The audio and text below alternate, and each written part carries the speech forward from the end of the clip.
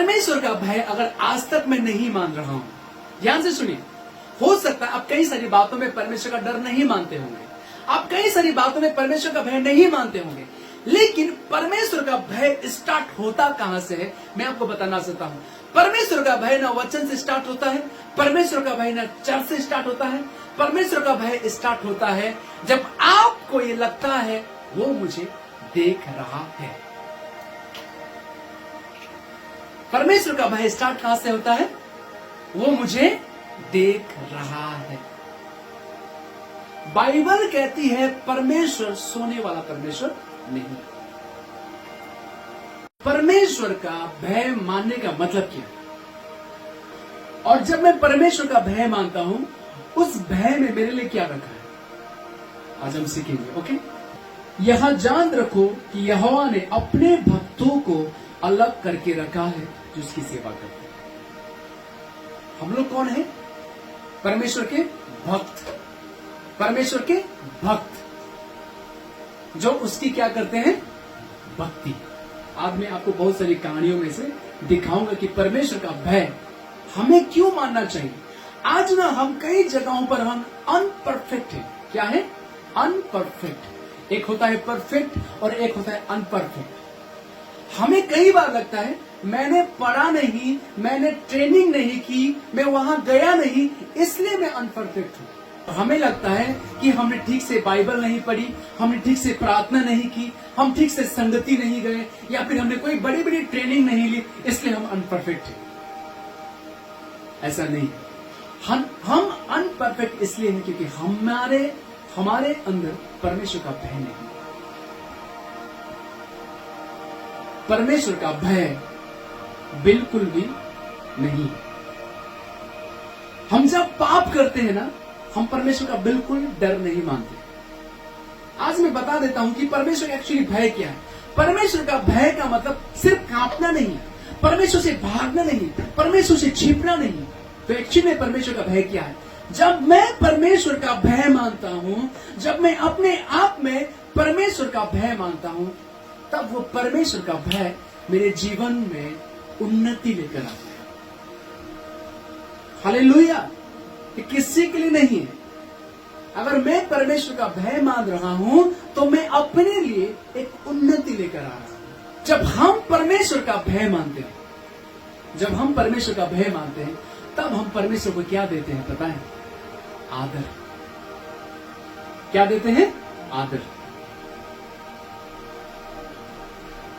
हमारे घर में पिता है, हमारे घर में पापा है, हमारे घर में कोई बुजुर्ग दादा है, जब हम उसे चाय देते हैं, जब हम उन्हें खाना देते हैं, कैसे देते हैं? आदर से देते हैं। तो यहां पर नंबर 1, अगर मैं परमेश्वर का भय मानता हूं तो सबसे पहले मैं अपनी उन्नति करता हूं। सेकंड, अगर मैं परमेश्वर का भय मानता हूं तो परमेश्वर का भय मुझे परमेश्वर का आदर करना सिखाएगा। परमेश्वर का भय मुझे परमेश्वर का आदर करना सिखाएगा। मुझे कोई आकर ये नहीं बताएगा कि तुझे परमेश्वर का आदर इस प्रकार से करना है, तुझे ऐसे प्रार्थना करना है, तुझे घुटने नहीं। हेलो सर, आपको बताने की जरूरत नहीं है, क्योंकि मैं परमेश्वर का भय मानता हूं और हर भय मुझे आदर की ओर लेकर जाता है। हमारे अंदर परमेश्वर का भय नहीं। इस हफ्ते में मैंने एक बात क्या सीखा, मैंने अपने जीवन में, कि जब भी यीशु का नाम आए, मैं कहीं भी बैठा हूं, मैं अपना पैर को ऐसे नहीं करूंगा। ये मैंने सीखा। अगर मैं चर्च में बैठ रहा हूं तो मैं ऐसे नहीं बैठूंगा, मैं आदर के साथ, क्योंकि आगे जो है, मेरे आगे जो बैठा वो सर्वशक्तिमान, वो ब्रह्मांड का रचयिता है। वो जब सिनाई पर्वत पर उतर रहा था तो वो पर्वत हिल रहा था, और देखने और सुनने वालों पर क्या हुआ? बड़ा भय छा गया। डर गए। कब डर गए? लाल समुद्र को देखकर वो नहीं डरे, फिरौन की सेना को भी देखकर इतना नहीं डरे जितना जब परमेश्वर सिनाई पर्वत पर जब उतर रहा था। बाइबल इस प्रकार से कहती है, बहुत लोगों के धड़कनें तेज होने लग रही थी, वहां पर कांप रहे थे और कहते, मूसा हम परमेश्वर से बात नहीं करेंगे, तू ही कर। लोगों के अंदर भय छा गया। The presence of God. इसका मतलब आप प्रार्थना कर रहे हैं, लेकिन जब मैं खुदा की उपस्थिति में आऊंगा मैं इसका आदर करूंगा। हालेलुया। तो जब आप परमेश्वर का भय पर्सनली आप मानते हैं ना, पर्सनली, किसी के कहने पर नहीं, किसी को दिखाने के लिए नहीं, आप अपने आत्मा की उन्नति करते हैं। सेकंड, आप परमेश्वर को आदर देने लग जाते हैं। हालेलुया। नंबर 3, परमेश्वर का भय मानने का और फायदा क्या है मेरे जीवन में? परमेश्वर का भय मानने का फायदा यह है कि आप पाप ज्यादा नहीं करेंगे, किसी के कहने पर नहीं। जब मैं पर्सनली परमेश्वर का भय मानूंगा, उसका एक फायदा यह भी है कि मैं गलत रास्ते पर बिल्कुल नहीं चलूंगा। जब मैं पर्सनली परमेश्वर का भय मानूंगा, अभी वचन में हमने पढ़ा, कांपते रहो, यह जानो कि मैं यहोवा हूं। जब मैं पर्सनली परमेश्वर का भय मानूंगा, मैं गलत रास्ते पर नहीं चलूंगा और मैं ज्यादा पाप नहीं करूंगा, लेकिन धीरे धीरे परमेश्वर का भय मुझे पापों से दूर ले जाएगा। मैं भय मानता हूं ना, वो भय मुझे क्या करेगा? एवरीडे गाइड करेगा। परमेश्वर का भय मुझे गाइड करेगा। आप अपनी गलतियों को सुधार में लाने के लिए क्या करेंगे? आप अपने पिता का भय मानेंगे और आप अपने पापों को क्या करेंगे? आप अपनी गलतियों को क्या करेंगे? साफ करने लगेंगे। Hallelujah, hallelujah. अभी हमने बहुत यहाँ पर सुना कि परमेश्वर का हमने सुना परमेश्वर का भय हमें पापों से अलग रखता है, परमेश्वर का भय हमारी उन्नति कराता है, परमेश्वर का भय हमें गाइड करता है। लेकिन परमेश्वर का सबसे बड़ा भय हमारे जीवन में स्टार्ट कहां से होता है? बताइए। परमेश्वर का भय हमारे जीवन में सबसे पहले स्टार्ट कहां से होता है? कहां से हम परमेश्वर का भय अपने जीवन में हम स्टार्ट कर पाते हैं कि हाँ, अब तो मुझे परमेश्वर का डर मानना चाहिए? कहां से, कैसे? परमेश्वर का भय अगर आज तक मैं नहीं मान रहा हूं, ध्यान से सुनिए, हो सकता है आप कई सारी बातों में परमेश्वर का डर नहीं मानते होंगे, आप कई सारी बातों में परमेश्वर का भय नहीं मानते होंगे, लेकिन परमेश्वर का भय स्टार्ट होता कहां से है? मैं आपको बताना चाहता हूं। परमेश्वर का भय ना वचन से स्टार्ट होता है, परमेश्वर का भय ना चर्च से स्टार्ट होता है। परमेश्वर का भय स्टार्ट होता है जब आपको ये लगता है वो मुझे देख रहा है। परमेश्वर का भय स्टार्ट कहां से होता है? वो मुझे देख रहा है। बाइबल कहती है परमेश्वर सोने वाला परमेश्वर नहीं। हालेलुया।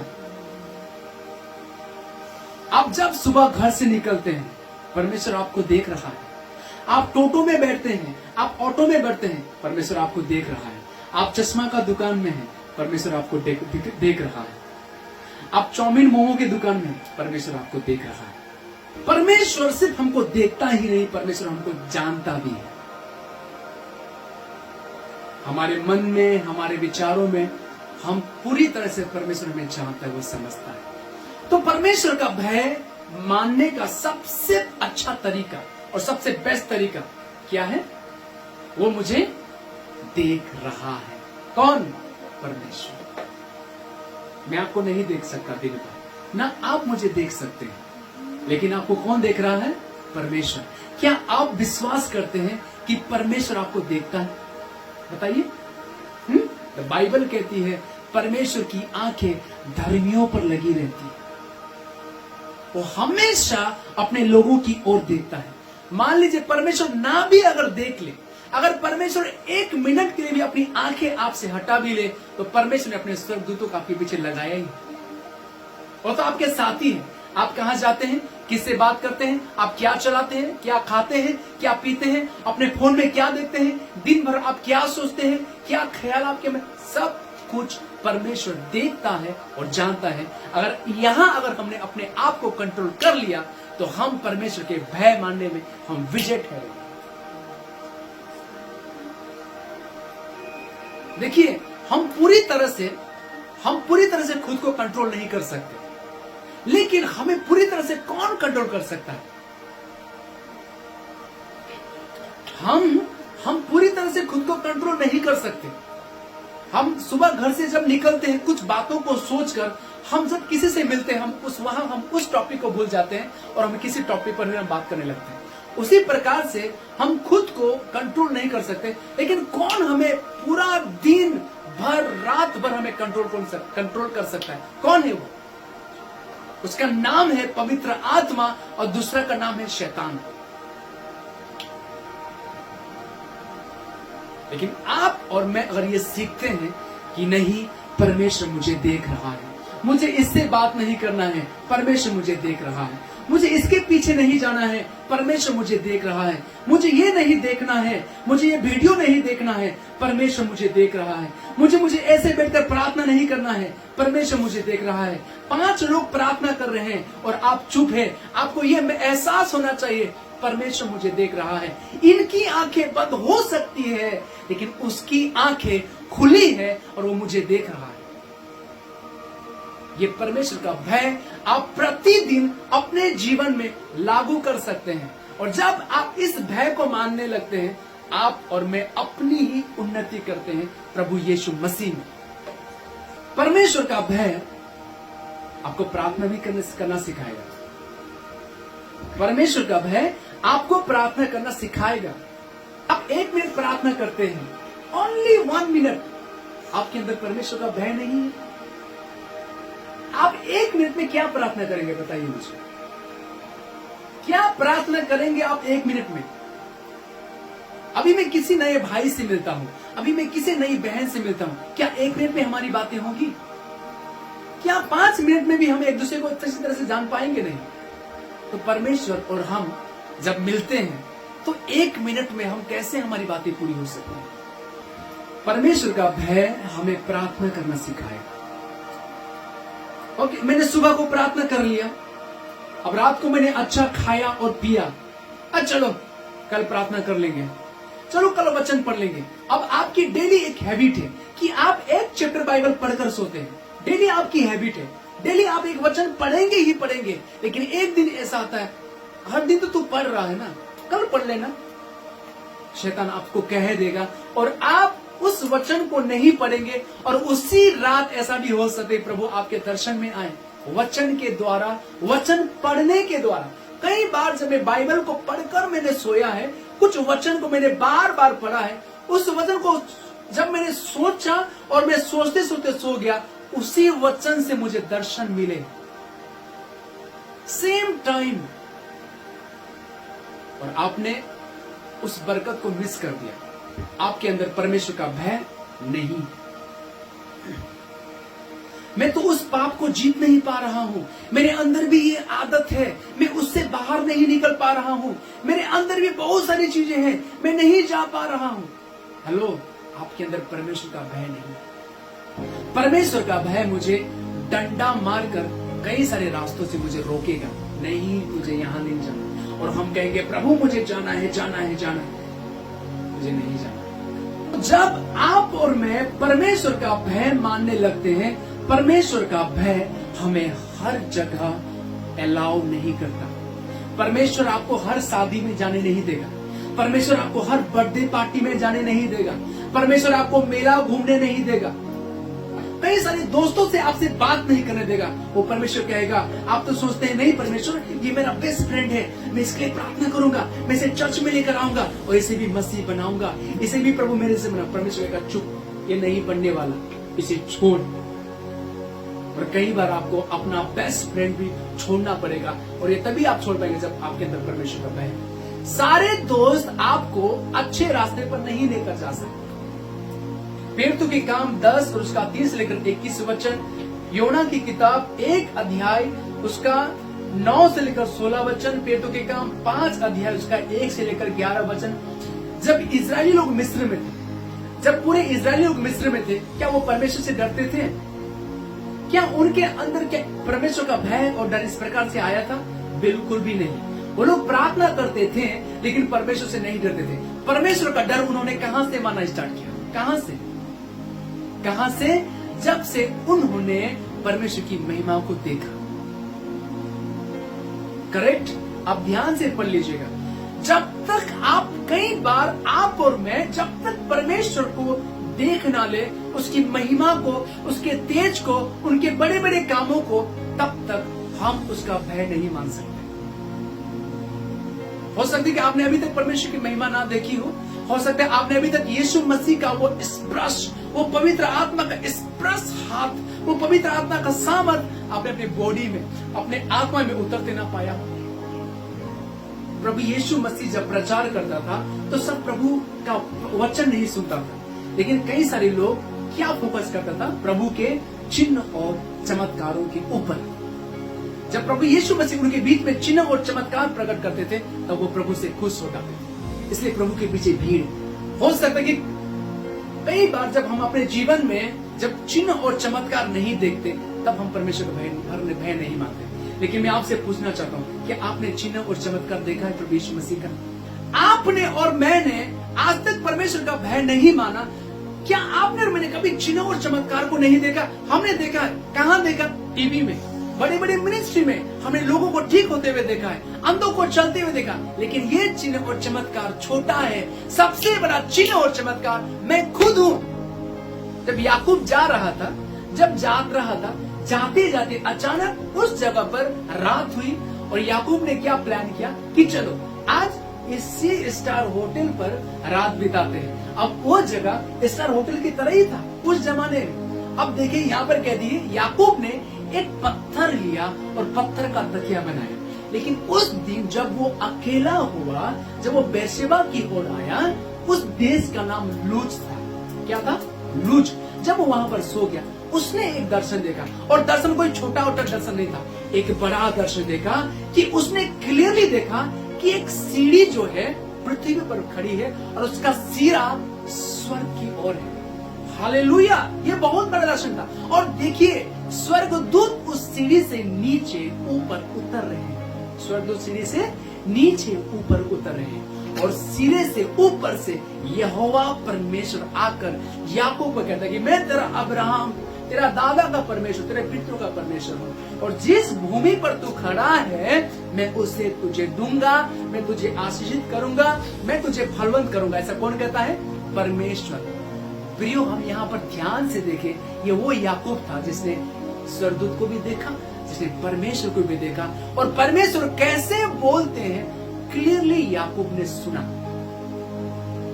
कैसे बोलते हैं परमेश्वर? बताइए। प्रभु यीशु मसीह भी हमारी तरह आकर पत्रस को पत्रस, यूहन्ना को यूहन्ना, नारी को नारी, पुरुष को पुरुष, हमारे समान बात करता। हालेलुया! उसने सुना। अब देखिए जब याकूब नींद से जाग उठा तो वहां पर बड़ा भय खा गया। याकूब डर गए। यहाँ पर देखिए, ओके, तब याकूब जाग उठा और कहने लगा, निश्चय इस स्थान में यहोवा है। यहोवा कहाँ है? परमेश्वर तो स्वर्ग में विराजमान है, लेकिन बाइबल कहती है उसकी यह चौकी भी है। लेकिन देखिए उपस्थित, कहिए उपस्थित, प्रेजेंस। ये प्रेजेंस बहुत मायने रखता है हमारे लिए।